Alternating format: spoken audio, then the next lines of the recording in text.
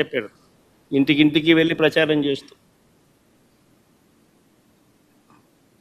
ఆడబిడ్డ నిధి అని చెప్పి ఒక పేరు కూడా, బ్రహ్మాండమైన పేరు కూడా పెట్టాడు. నేను అడుగుతా ఉన్నాను, ఇప్పుడు ఓటర్ లిస్ట్ మన కళ్ళ ఎదుటే ఉంది. మొన్ననే ఓటింగ్ అయిపోయింది. 2,07,00,000 మంది మహిళా ఓటర్లు ఓటు వేశారు అని చెప్పి మన కళ్ళ ఎదుటే కనిపిస్తూ ఉంది. ఆధార్ కార్డ్ నెంబర్లతో సహా డీటెయిల్స్ అన్నీ మన కళ్ళ ఎదుటే కనిపిస్తూ ఉన్నాయి. ఓటర్ లిస్టులు ఎలాగో ఉన్నాయి. వీళ్ళంతా 18 సంవత్సరాలు నిండిన వయసు వాళ్ళే, అందుకనే వీళ్ళంతా ఓటర్లు అయ్యారు. మరి 2,07,00,000 మంది ఓటర్లలో 60 ఏళ్ళు పైచిలకు నిండిన వాళ్ళను తీసేస్తే 1,80,00,000 మంది మిగులుతారు దాదాపుగా. మరి 1,80,00,000 మందికి సంవత్సరానికి 18,000 రూపాయలు చొప్పున కేటాయింపులు చేస్తే 32,400 కోట్ల రూపాయలు కేటాయింపులు చేయాలి. నేరుడు బడ్జెట్లో కేటాయింపులు 0.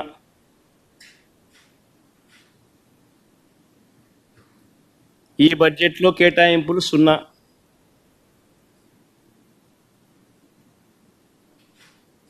అంటే ప్రతి మహిళకు చంద్రబాబు నాయుడు పుణ్యాన ఈ 2 బడ్జెట్లతో కలిపితే నేడు సంవత్సరం 18,000 రూపాయలు ఎగనామం ప్రతి మహిళకు, ఈ సంవత్సరం మరో 18,000 రూపాయలు ప్రతి మహిళకు ఎగనామం. ప్రతి మహిళకు చంద్రబాబు నాయుడు 36,000 బాకీ ఉన్నాడు.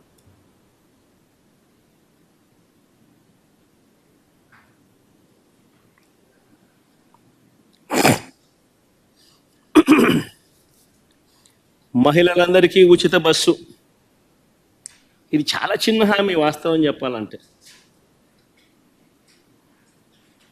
సంవత్సరానికి మహా అయితే నెలకు 275 కోట్లు కావచ్చు, సంవత్సరానికి మహా అయితే 3,500 కోట్లు కావచ్చు.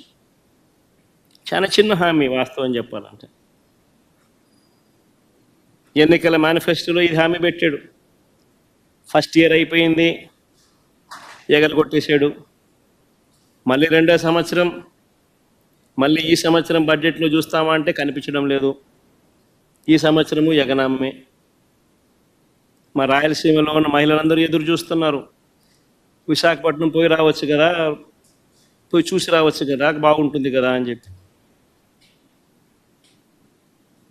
కర్నూలు, విజయనగరము, శ్రీకాకుళము, ప్రకాశము, అనంతపురం, నెల్లూరు, వీళ్ళంతా మహిళలు ఎదురు చూస్తున్నారు. విజయవాడ, గుంటూరుకు పొద్దున పోయి సాయంత్రం రావచ్చు కదా, చూసి రావచ్చు కదా, ఏదో అమరావతి కడుతున్నాడు కదా, ఎలా ఉందో చూసి రావచ్చు కదా అని చెప్పి.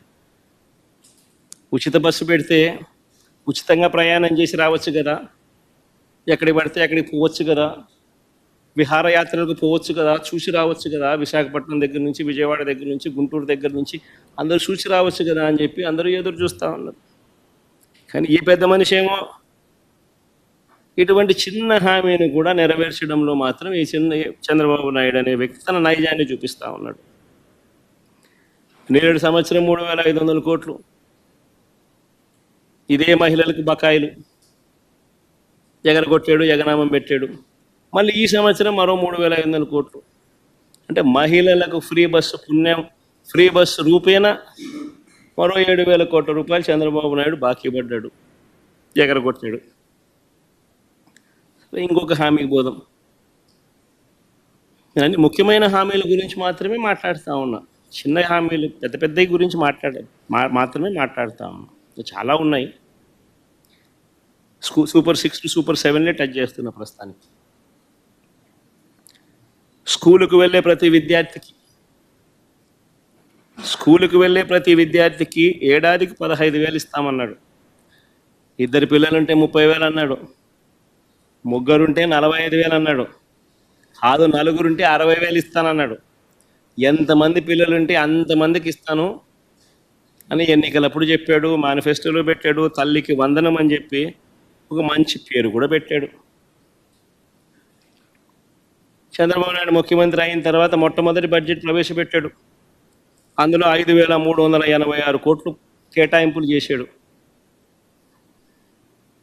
నేను అడుగుతా ఉన్నా, మొదటి బడ్జెట్లో తాను కేటాయింపు చేసిన 5,386 కోట్ల రూపాయలు అదుగో మీ కళ్ళ ఎదుటే చూపిస్తా ఉన్నా.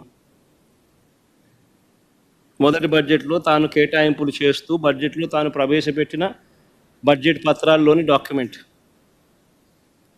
2024-25లో బడ్జెట్లో 5,300